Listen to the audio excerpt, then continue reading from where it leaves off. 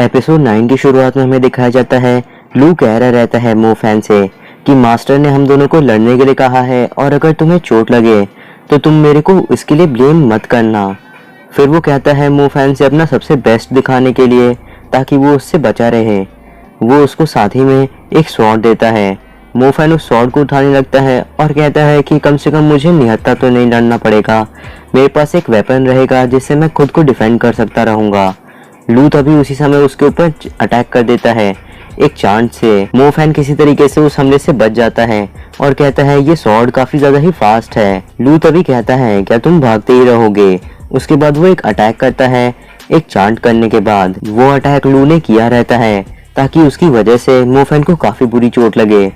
मोफैन उस हमले से किसी तरीके से बच जाता है लेकिन वो गिर जाता है और कहता है अपने मन के अंदर कि ये मेरे ऊपर हमला करना रोक ही नहीं रहा है बिल्कुल भी। बाकी जो लोग देख रहे रहते हैं इस फाइट को वो सोच रहे रहते हैं कि लू को कैसे एडवांस टेक्निक्स आ गई हैं।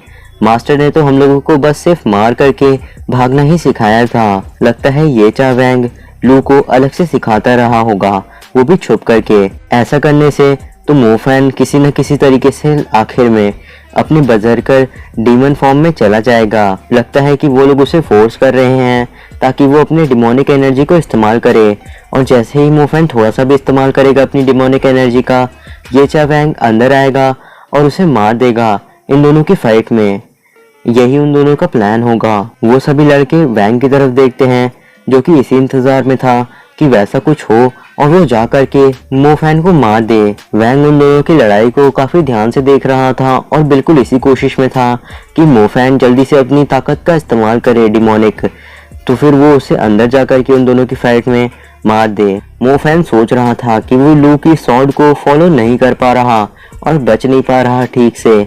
लगता है कि इस टेक्निक में काफी चीजें हैं जो कि अभी उसे नहीं पता। चीजें उसके लिए खराब हो रही हैं, अगर ऐसी चलती रही चीजें तो उसे इस्तेमाल करना होगा। तभी उस समय लू कहता है हंसते हुए क्या तुम अभी बस इतना ही कर सकते हो, अगर तुम अपनी ट्रू पावर को मतलब कि डिमोनिक पावर को नहीं दिखाओगे तो फिर तुम्हें मुझे फोर्स करना होगा वैसा करने के लिए।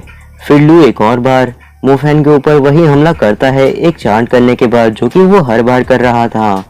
मोफैन की तरफ वो हमला काफी तेजी से जाता है और लू उसी समय कहता है कि अगर तुम इस हमले को रोकोगे नहीं सही से लड़ करके तो फिर ये हमला तुम्हारे सीधे दिल को चीर करके तुम्हें मार देगा। मो काफी हैरान होता है और उससे बचने की कोशिश करता है। दूसरे लोग वहां पे आंखें बंद कर लेते हैं जो कि देख रहे थे क्योंकि उन्हें लगता है कि मोफैन नहीं बच पाएगा। लू तभी हैरान हो जाता है और किसी चीज को देख करके कहता है ऐसे कैसे हुआ। लू ने जो चीज देखी थी वो थी एक तलवार जो कि उसी तलवार को रोक दी थी मोफैन तक जाने से। मोफैन कहता है उसी चैन को जिसको बार बार लू कह रहा था और उससे मोफैन के ऊपर हमला कर रहा था। लू कहता है कि तुमने मेरे चैन को कॉपी कर लिया, आखिर तुम ऐसा कैसे कर पाए। मोफैन तभी कहता है तुम चाहते थे कि मैं तुमसे सही से लड़ूं और अब मैं अपनी ताकत का इस्तेमाल करने वाला हूँ